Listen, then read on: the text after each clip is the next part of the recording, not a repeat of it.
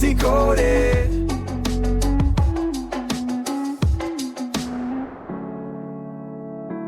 Welcome, everyone, to this Book Decoded episode. Today we're looking into Blythe Ayne's book, Save Your Life, with the Power of pH Balance. Yeah, and it kicks off with this really interesting question, doesn't it? Like, why does a clean baby smell so sweet? Right, and the author's answer is, well, maybe it's because they're naturally pH balanced, slightly alkaline. It's a neat hook.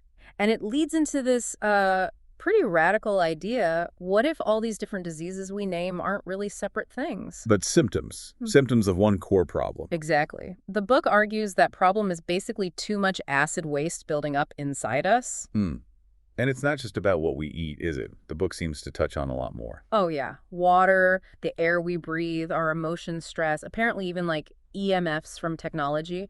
It all plays a role in our internal pH. Okay, so let's break down that core idea of pH. Most people probably remember the scale from school, right? 0 to 14. Yeah. 0 is super acidic, 14 is very alkaline, and 7, right in the middle, is neutral. The book uses this teeter-totter analogy. A balancing act. A critical one. Because our blood needs to stay just slightly alkaline. The book stresses this number, 7.365. Wow, that's specific. Very specific. The body apparently works overtime to keep it there. If it shifts too much either way, it's a major crisis. And the argument is that our modern lifestyle, especially our diet, is constantly pushing us towards the acidic end of that teeter-totter. Definitely. Things like, meats, sugar, white flour, processed stuff, fried foods, sodas, alcohol. The list goes on. They all form acid in the body after we digest them.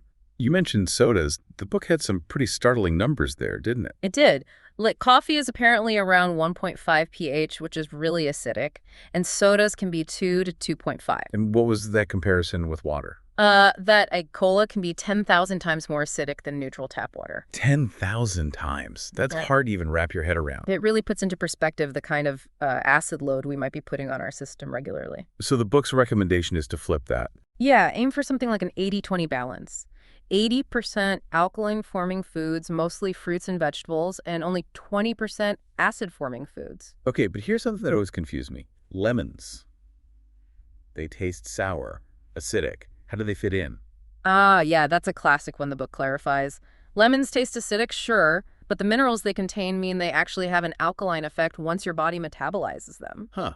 So it's about how the body processes it, not the initial taste. Exactly. It's about the ash left behind after digestion, essentially. Got it. Okay, so moving on from diet basics, the book connects acidity to weight gain too, right?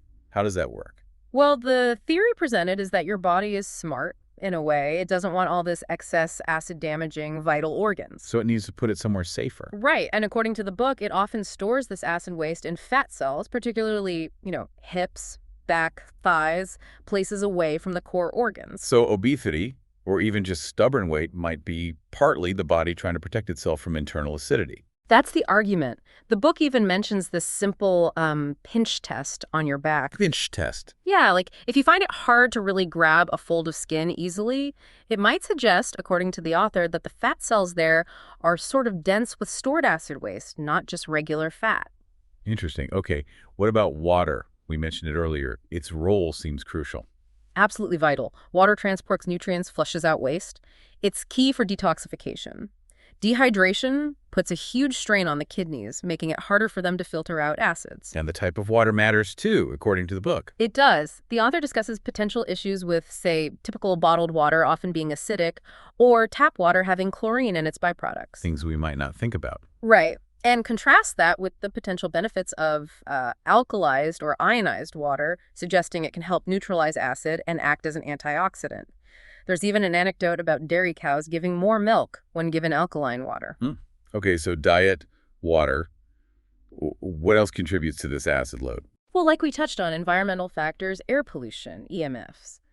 But also, significantly, our emotions. Emotions, like stress. Yeah, stress, worry, anger, fear. The book frames these negative emotional states as being physiologically acid-forming. That makes a kind of intuitive sense, doesn't it? You feel tense, your body chemistry probably changes. Exactly. And conversely, positive emotions, love, joy, peace, are seen as alkalizing.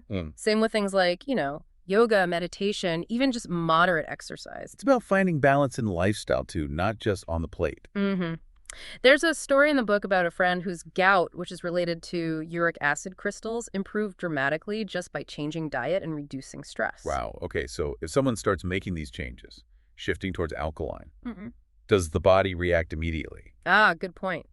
The book talks about something called a healing crisis or retracing, Right. meaning as your body gets healthier and starts cleaning house, it might stir up old stored acid wastes, and this can temporarily cause Like symptoms. what? Headaches, fatigue? Yeah, headaches, fatigue, maybe skin rashes, things like that. The book suggests not to panic, but to see it as a positive sign that your body is finally dealing with old stuff. Okay, that's important context. So for listeners thinking, okay, this is interesting, maybe I want to try shifting things, what are some practical first steps the book suggests? It emphasizes starting small, which I think is wise. Simple things first, like chew your food really well. Digestion starts in the mouth, helps everything else. Makes sense. Drink enough water. The guideline mentioned is aiming for roughly half your body weight in ounces per day as a minimum. Half your weight in ounces. Okay. And try drinking water first if you feel hungry. Sometimes their signals get mistaken for hunger pangs. Good tip. What else? Using a good water filter. Maybe trying Epsom salt or baking soda baths, which can help draw out acids through the skin. Managing stress is huge. Find what works for you, whether it's music, meditation, walking. Maybe considering alkaline supplements or using those little pH test strips just to get an idea of where you are. Yeah, the book mentions those as tools you could explore. But the main message is consistency with small, positive changes. It kind of connects our internal environment to the larger environment too, doesn't it? Yeah. The book briefly touches on soil depletion and things like that. It does, yeah. Suggesting that mineral-depleted soils and acidifying chemicals in agriculture impact the food we grow, which circles back to our internal balance. It reinforces the value of, organic, plant-focused eating. It's all interconnected. So, wrapping it up, the core takeaway is really about supporting your body's natural inclination towards that slightly alkaline state.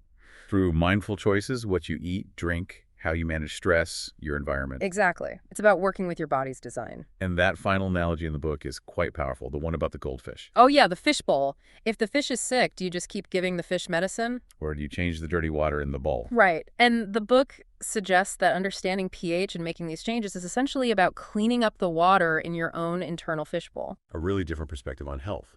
Food for thought, definitely.